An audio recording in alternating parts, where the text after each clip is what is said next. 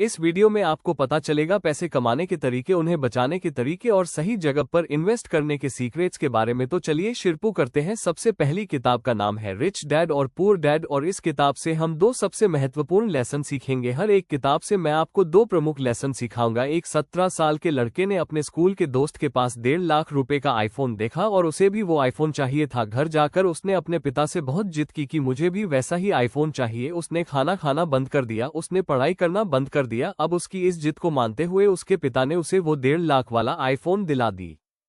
लेकिन पिता ने यहाँ पर अपने लिए लायबिलिटीज बाय की है। वहीं पर किसी दूसरे शहर में एक 17 साल के लड़के ने अपनी कमाई से या बचत से 15,000 रुपए का फोन लिया, जिससे उसने एजुकेशनल वीडियो बनाना शुरू किया और उसे यूट्यूब पर डालना शुरू किया और उसका चैनल मोनेटाइज हो गया। यहाँ पर इस 15,000 का फोन खरीदने वाले लड़के ने अपने लिए एसेट्स बाय की है। इस किताब का सबसे इंपॉर्टेंट लेसन जो मैंने भी इसी किताब में पढ़कर सीखा था कि आपको एसेट्स बाय करना चाहिए, लायबिलिटीज नहीं। जो भी चीजें आपको कुछ और कमा कर दे सकती है या उसकी ग्रोथ हो सकती है, वो आपके लिए एसेट्स है। जैसे गोल्ड, सिल्वर, बॉन्ड, ETF, ये सारी के सारी आपके एसेट्स हैं। लेकिन ऐसी चीजें जिसका भाव दिन ब दिन गिरता जाता है, कम होता जाता है या उसको मेंटेन करने के लिए और पैसा लगता है, ये सारी की सारी चीजें लायबिलिटीज होती है।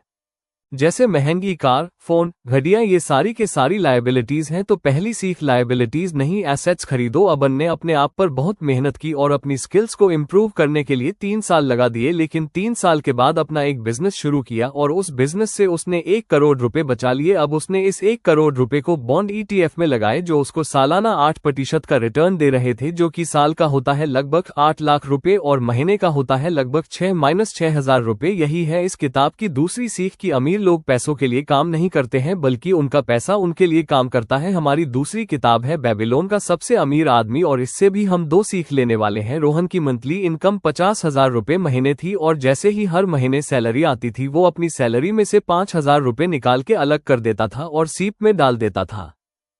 ये उसकी इनकम का लगभग 10% था और ऐसा उसने अगले 20 सालों तक किया, बिना रुके, बिना ये सोचे कि इन पैसों का क्या होगा।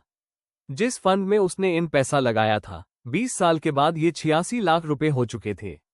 और जब उसे अपने जीवन में पैसों की सबसे ज्यादा जरूरत थी, यही 86 लाख उसके बहुत काम है।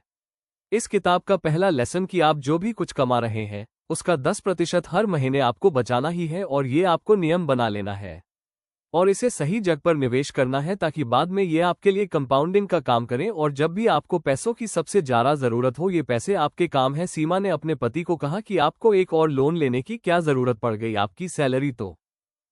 उसके पति ने दर्द भरी आवाज में उसे समझाया कि जो लाइफस्टाइल हम मेंटेन कर रहे हैं, उसको मेंटेन करने के लिए हमें हर महीने 1 लाख रुपए की जरूरत होते हैं और यदि मैं लोन नहीं लेता हूं तो हमारे घर के खर्च पूरे नहीं होंगे, बच्चों की स्कूल की फीस नहीं भरी जा सकेगी, इसलिए मुझे लोन लेना पड़ेगा। अगले 5 सालों में उसने 20 लाख का लोन ले चुका था और अब वो इस लोन को चुका नहीं पा रहा था। इस किताब का दूसरा सबसे महत्वपूर्ण लेसन है अपने खर्चों को कंट्रोल में रखना सीखो। जितनी भी आप कमाई कर रहे हैं, उससे हमेशा कम खर्च करो। हमेशा अपने जीवन को ऐसे मेंटेन करो कि आपके खर्च आपकी कमाई से कभी भी ऊपर नहीं जाए, नहीं तो बाद में आपको बहुत तकलीफों का सामना करना पड़ेगा। हमारी तीसरी किताब है थिंक एंड ग्रो रिच, जिसने मेरी जीवन को बदलने में बहुत महत्वपूर्ण रोल अदा किया। मोहन और सोहन 2 बहुत ही अच्छे मित्र थे, सच्चे मित्र थे और उन दोनों ने ही साथ में 1 करोड़ रुपए कमाने का सपना देखा और उन दोनों ने ही अपना अपना विजन बोर्ड बनाया कि हम अपना 1 करोड़ रुपए कमाएंगे। मोहन ने अपने विजन बोर्ड पर सिर्फ इतना लिखा कि मुझे 1 करोड़ रुपए कमाने हैं, लेकिन यहाँ पर सोहन ने कुछ अलग किया। 500 रुपए मेरे क्लास की फीस है, जहाँ पर मुझे हर महीने 100 बच्चों को एडमिशन देना ही देना है। 500 गुणित 100 बराबर होता है 50,000। इस प्रकार मैं 12 महीनों में 6 लाख रुपए कमा लूंगा और यदि मुझे 1 करोड़ का टारगेट पूरा करना है तो मुझे 16 साल का समय लगेगा।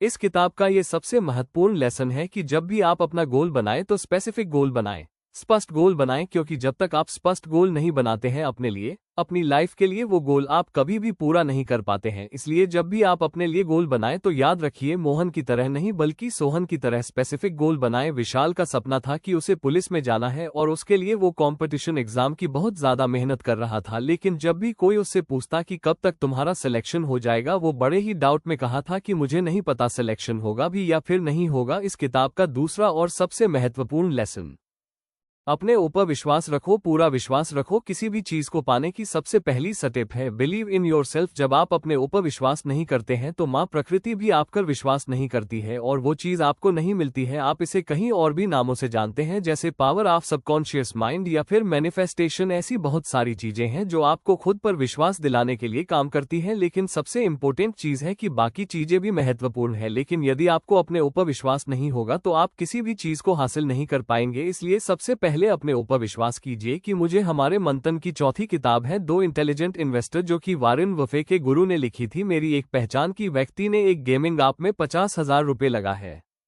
जिस आपने उससे प्रॉमिस किया था कि वो 10 लाख रुपए तक जीत सकता है, और वो बहुत खुश था जब उसने मुझे ये बात बताई। तब वो पैसे लगा चुका था और तब मैंने उसे समझाने की बिल्कुल भी कोशिश नहीं की। अगले दिन वो जब मेरे पास पहुंचा तो उसके चेहरे की चमक उड़ी हुई थी। जब मैंने उससे पूछा कि क्या हुआ तो उसने बताया कि वो 50,000 रुपए हार चुका है और ऐसे वो कई महीनों से कर रहा था। अभी तक उसने 2 लाख रुपए खो दिए। इस किताब का सबसे महत्वपूर्ण लेसन, निवेशक बनो, सट्टेबाज नहीं। हमारे देश में फाइनेंशियल एजुकेशन की बहुत ज्यादा कमी है। यहाँ वाकई में लोगों को लगता है कि किसी गेम को खेलकर वो करोड़पति बन सकते हैं और वो मेहनत करना नहीं चाहते। तो आप भी थोड़ा ध्यान रखें, निवेशक बने, सट्टेबाज नहीं। हमने उसके गुरु के द्वारा बताई गई सारी स्ट्रेटजीज को फॉलो किया, लेकिन उसके बाद भी धीरे धीरे करके उसको लॉस होने लगा और जैसे ही लॉस होता वो ऑप्शन ट्रेडिंग में और ज्यादा ट्रेड लेने लगा। दिन में करीबन 10 से 15 ट्रेड लेने लगा। अब एक ट्रेड करने की कॉस्ट 60 रुपए आती थी और उसने हर दिन 10 ट्रेड लिए, तो ऐसे उसके महीने में 12,000 तो यूं ही खर्च हो गए, जो बात उसे महीने के अंत में समझ में आई। इस किताब का दूसरा और सबसे महत्वपूर्ण लेसन कि जब भी आप निवेश करने जाए तो लालच में ना फंसे और अपनी भावनाओं पर कंट्रोल रखें। याद रखेगा कि आपका डर, आपका गुस्सा और आपका लालच आपको कहीं का नहीं छोड़ेगा। और हमारी 5वीं किताब है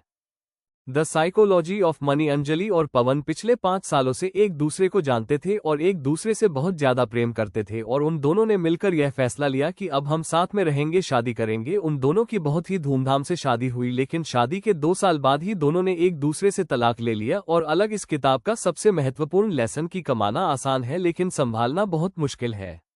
रिश्तों में भी ऐसा ही होता है और पैसों में भी ऐसा ही होता है कि कई बार आप रिश्ते बना तो लेते हैं लेकिन उन्हें निभा नहीं पाते।